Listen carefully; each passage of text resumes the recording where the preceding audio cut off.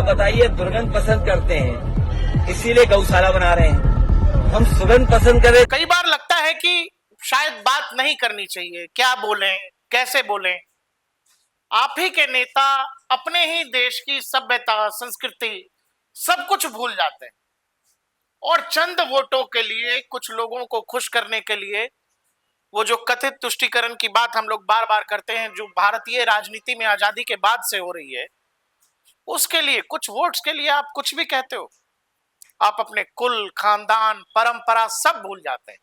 आपका जन्म जिस जिस कुल में हुआ, उस श्री कृष्ण को आप भूल जाते हैं। वो श्री कृष्ण जिनको हमेशा गोमाता से जोड़कर देखा जाता है। प्रभु कृष्ण, कृष्ण और गाय माता, ये दोनों एक दूसरे के पूरक लगते हैं। जब जब आप गीता में कहानी पढ़ो, गीता को पढ़ो, या फिर हमारा सनातन से जुड़ा कोई भी ग्रंथ पढ़ेंगे, तो आपको उसमें गाय के महत्व, गोवंश के महत्व के बारे में बताया गया है। गाय को हमारी माता कहा गया है भारतीय संस्कृति में। अखिलेश यादव खुद को यादवों का सबसे बड़ा नेता बताते हैं, खुद को यदुकुल में के सबसे बड़े नेता बताते हैं, और इनका जन्म खुद यदुकुल वंश में हुआ है। और उस यदुकुल में पैदा होने वाला नेता क्या कुछ कह रहा है, पहले सुन लीजिए और फिर इसके विशेष अलग अलग उस पर चर्चा कर लीजिएगा कि आखिर ये कैसे नेता हैं जिनको गोवंश से दुर्गंध आती। सुनिए। आप बताइए, दुर्गंध पसंद करते हैं इसीलिए गौशाला बना रहे हैं। हम सुगंध पसंद कर रहे थे इसलिए चित्र पार्क बना रहे थे। बताइए, ये सांड पकड़ रही है सरकार के नहीं पकड़ रही है? आप तो जानते होंगे। नहीं पकड़ रही है, कहा ऐसा खा जा रहे हैं। तो इसलिए हम लोग सुगंध पसंद करने वाले लोग हैं। एक बार और सुनिए क्या कहा है। ये दुर्गंध वाले लोग हैं, ये दुर्गंध। आप बताइए, दुर्गंध पसंद करते हैं इसीलिए गौशाला बना रहे हैं।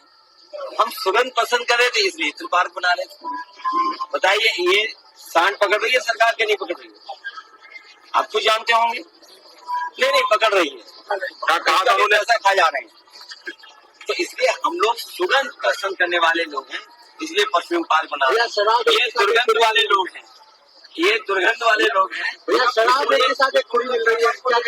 ये तो भीमदास जी का प्रख्यात हुआ है, रहीमन जो गति दीप की कुल कपूत गति सोए, बाहरे उजियारो करे बढ़े अंधेरो हुए। दीपक जब जलता है तो उजियारा करता है, लेकिन जैसे जैसे बढ़ता है अंधेरा फेंकता है। उसी तरह की गति जो है श्रीमान अखिलेश यादव की है। गौ पालक कुल में जन्मने के बावजूद श्रीमान अखिलेश यादव को गौशाला से दुर्गंध आ रही है। श्रीमान मुलायम सिंह यादव कोई अवतार तो थे नहीं, इत्रगण का कारोबार था नहीं, बल्कि वह गोसेवक थे। ऐसे गोपालक समाज में जन्मने के बावजूद जिस तरह से गौशाला से दुर्गंध की बात अखिलेश यादव ने की, उन्होंने कुलद्रोह किया है, कुल को कलंकित करने का कुकर्म किया है, उनको उनका कुल क्षमा नहीं करेगा। तो सवाल है कि जिस देश में श्री कृष्ण हुए, भगवान राम हुए, और जिस देश में गोवंश को पूजने की परंपरा है, और जो व्यक्ति खुद गोकुल वंश में पैदा हुआ, यदुकुल वंश में पैदा हुआ, वो उस व्यक्ति को गौशाला से दुर्गंध आती है। और अखिलेश यादव का ज्ञान ये कह रहा है इनसे कि गौशाला से दुर्गंध आती है, और इत्र का हम लोग काम इसीलिए कर रहे हैं क्योंकि इत्र से खुशबू आती है, और गौशाला से चूंकि गंध आती है, जो बीजेपी वाले कर रहे हैं, इसीलिए हम लोग दुर्गंध वाले नहीं। तो सवाल है कि अखिलेश यादव जो यादव वोट बैंक को लेकर पॉलिटिक्स करती है समाजवादी पार्टी, अपने उन यदुकुल वंश के लोगों को, यदुकुल को ये बता पाएंगे कि ऐसा कहने का आखिर कारण क्या है। जो मुलायम सिंह यादव गोपालक के रूप में उनका जन्म हुआ, उनके परिवार में गोवंश रखे गए होंगे, अब भी मैनपुरी में इनके परिवार में गोवंश है, बावजूद इसके अखिलेश यादव राजनीति में इतना आगे चले गए हैं जहां इनको गौशाला से दुर्गंध आ रही है और खुले में बोल भी रहे हैं। और इनका दावा ये है, कई बार ये दावा करते हैं कि यादवों, और किया भी जाता है कि यादवों के सबसे बड़े नेता। तो सवाल है कि जो अपने कुल की बात ऐसे अमर्यादित रूप से कर रहा हो, गोपालकों को आप बदनाम कर रहे हैं, आप गोकुल वंश को बदनाम कर रहे हैं कि गौशाला से दुर्गंध आती है। इसीलिए मैंने आपसे वीडियो की शुरुआत में कहा था कि कई बार लगता है कि बात करें ना करें, लेकिन नेताओं ने राजनीति का स्तर इतना गिरा दिया है। पिछले एक हफ्ते का टाइमलाइन आप देख लेंगे तो आपको याद आ जाएगा समाजवादी पार्टी ने पिछले 1-1.5 हफ्ते में क्या क्या किया है। जहां औरंगजेब से कहानी शुरू होकर राणा सांगा तक चली गई, जहां एक समाजवादी पार्टी का सांसद कह रहा है कि राणा सांगा गद्दार थे।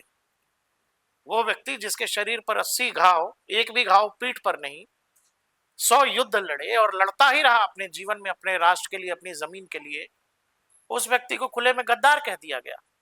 हालांकि 2 दिन बाद पहले समर्थन और 2 दिन बाद माफी मांग ली। अखिलेश यादव ने माफी तो सीधे नहीं कह सकते, लेकिन अपना बयान सुधार लिया कि नहीं नहीं, राणा सांगा बहुत महान राष्ट्रभक्त थे, देश प्रेमी थे। तो संभव है अखिलेश यादव को जब ये अंदाजा होगा कि उन्होंने ये जो दुर्गंध की बात की है, गौशाला से दुर्गंध आती है, उस व्यक्ति को जो खुद यदुकुल में पैदा हुआ है, तो पूछेंगे आपसे, आपके कुल के लोग पूछेंगे, आप यादव पूछेंगे, कृष्ण, भगवान श्री कृष्ण से जुड़े लोग पूछेंगे और ये देश पूछेगा। जब आप कहते हो कि आप यदुकुल में पैदा हुए, तो कुल से जुड़े लोग पूछेंगे कि भाई गौशाला में जिन लोगों का जन्म हुआ, जिनका काम ही एक समय पे हुआ करता था गायों को पालने का, उनको गौशाला में दुर्गंध आती है। अखिलेश यादव इतने बड़े नेता हैं और इनकी तरफ से दावा, इनकी पार्टी दावा ये करती है कि हम यादवों के नेता हैं। तो उत्तर प्रदेश में ही पार्टी है आपकी, उत्तर प्रदेश के किसी भी यादव परिवार में चले जाइएगा, आपको वहां दरवाजे पर गोवंश जरूर मिलेगा। अब सवाल है कि अखिलेश यादव जाने कैसे ये बात बोल गए, या यूं ही बोल गए। क्यों? क्योंकि किसी को खुश करना है, किसी खास तबके को खुश करना है, इसीलिए कुछ भी बोलना है। आपको इस बारे में क्या लगता है? जो कुछ अखिलेश यादव की तरफ से कहा गया है, जो व्यक्ति खुद यदुकुल में पैदा हुआ, उसकी तरफ से वो कह रहा है कि भाई हमें तो दुर्गंध आता है। अखिलेश यादव जी जो कह रहे हैं, इस बात को लेकर आपको क्या लगता है? आप इस पूरे विषय को कैसे देखते हैं? क्या इस बात को कोई बढ़ा चढ़ाकर, या हम ही तो बढ़ा चढ़ाकर नहीं पेश कर रहे हैं, या फिर इस पे बात नहीं होनी चाहिए, ये आई गई बात है? आप हमें कमेंट सेक्शन में लिखकर जरूर बताइएगा। देखते रहिए डीएनपी इंडिया, हर खबर भरोसे के साथ।